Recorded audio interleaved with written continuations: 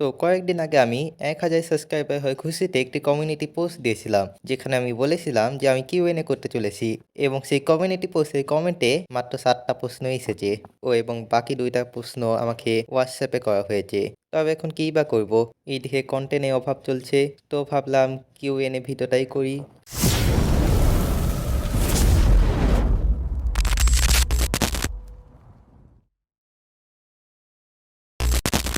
তো সবথেকে কমন প্রশ্ন দিয়ে শুরু করা যাক। चलिए शुरू करते हैं। আমি জানতাম কেহ না কেহ এই প্রশ্নটি অবশ্যই করবে, এবং সেটা হচ্ছে, do you have a girlfriend? গার্লফ্রেন্ডের নাম বলো।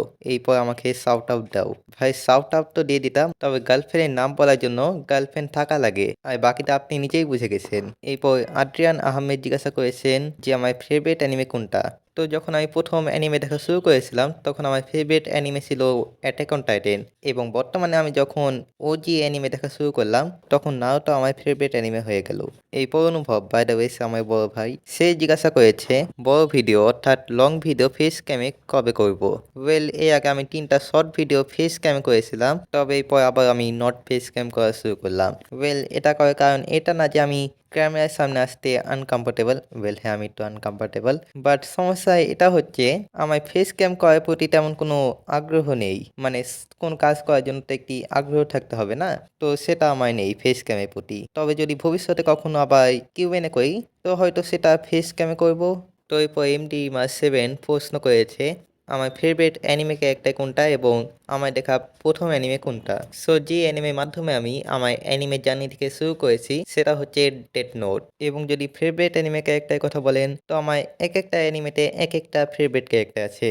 এখন যদি নারুতোর কথা বলেন, তো নারুতোতে আমার প্রায় প্রতিটা ক্যারেক্টারই ফেভারিট এক্সেপ্ট ফর ওয়ান, এবং না সেটা সাকুরা না। সে কে এটা আপনারা বলবেন কমেন্টে, এবং আমি জানি আপনাদের মধ্যে হয়তো অনেকেই জানেন যে সে কে।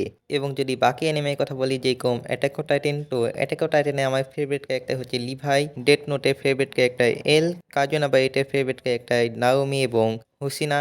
আরও অনেক আছে, তবে যদি সেগুলোর কথা আমি এই ভিডিওতে উল্লেখ করতে লেগে যাই, তো এই ভিডিওটি অনেক বেশি লং হয়ে যাবে। তো পরবর্তী প্রশ্নে যাওয়া যাক, তবে তার আগে আদ্রিয়াক আহমেদ আরও একটি প্রশ্ন করেছিল, যেটা আমি উল্লেখ করতে ভুলে গেছি। সেটা হচ্ছে আমার ফেভারিট ওয়াইফও কোনটা। ওয়েল, ভিডিও স্ক্রিনে যাকে দেখতে পাচ্ছেন সে।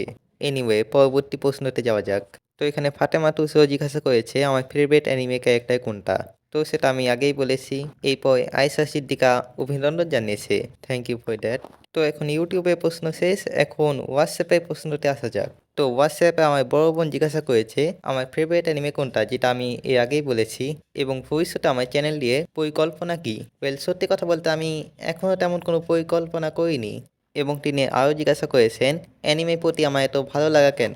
ওয়েল, এই কারণ হচ্ছে স্টোরি লাইন এবং অ্যানিমেশন। লাইক সিরিয়াসলি, এই অ্যানিমেগুলোর স্টোরি লাইন এত ইউনিক এবং ডিপ হয় যে যদি তুমি একটা অ্যানিমে দেখা শুরু করে দাও, তো সেটা শেষ না করা অবধি তুমি অ্যানিমে দেখা থামাতে পারবে না, এবং এইভাবে তুমি অটোমেটিকলি অ্যানিমে ফ্যান হয়ে যাবা।